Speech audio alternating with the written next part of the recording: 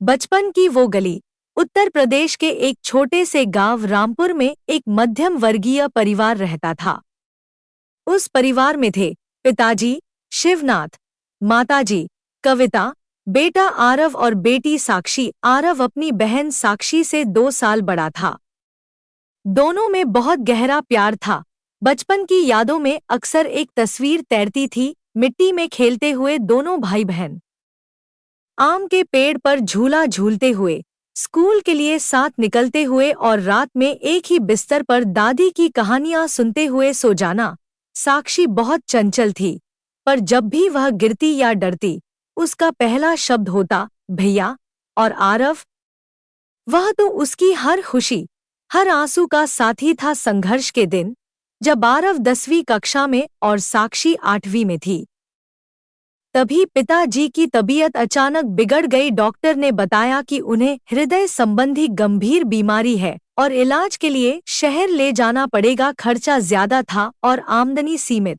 आरव ने देखा कि माँ रो रही हैं और पिता चुपचाप अपनी बीमारी से लड़ने की कोशिश कर रहे हैं। तब आरव ने फैसला किया, अब मैं ही पिता का हाथ बनूंगा। वह पढ़ाई के साथ साथ एक दुकान पर काम करने लगा। स्कूल के बाद दुकान, फिर घर आकर बहन को पढ़ाना, यही उसकी दिनचर्या बन गई। साक्षी जानती थी कि उसका भाई उसके लिए कितना कुछ छोड़ रहा है। वह अपने भैया को बोझ नहीं बनना चाहती थी, इसलिए खुद भी मेहनत से पढ़ने लगी। सपनों की उड़ान। कुछ सालों बाद आरव ने कठिन परिश्रम से इंजीनियरिंग का प्रवेश परीक्षा पास कर लिया, लेकिन फीस। माँ के पास कुछ गहने थे, पर वह बहुत कम पढ़ते थे।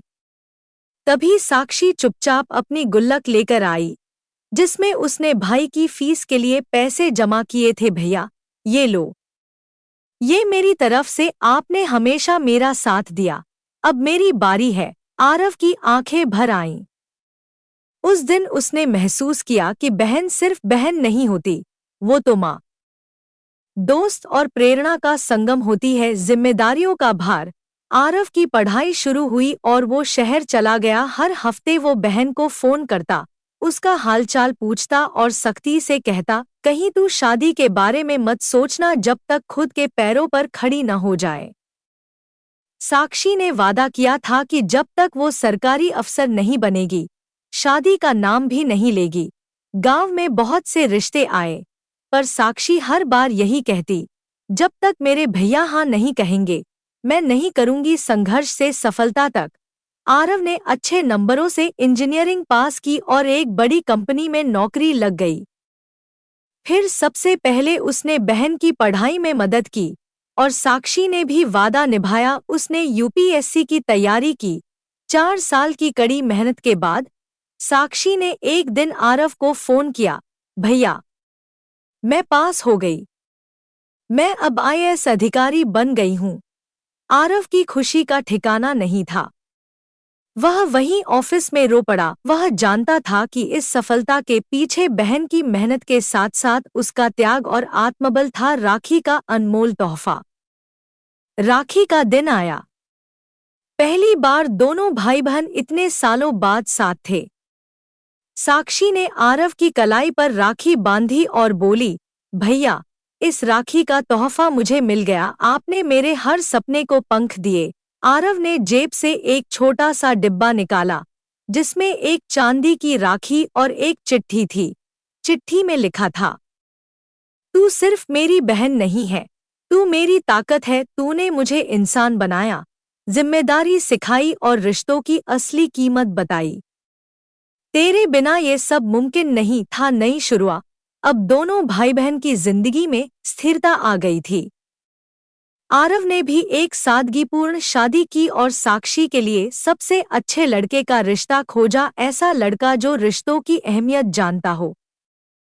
शादी के दिन, जब साक्षी विदा हो रही थी, उसने आरव से कहा, भैया, तू हमेशा मेरे साथ था, अब मैं दूसरे घर जा रही हूँ, पर दिल हमेशा तेरे पास रहेगा।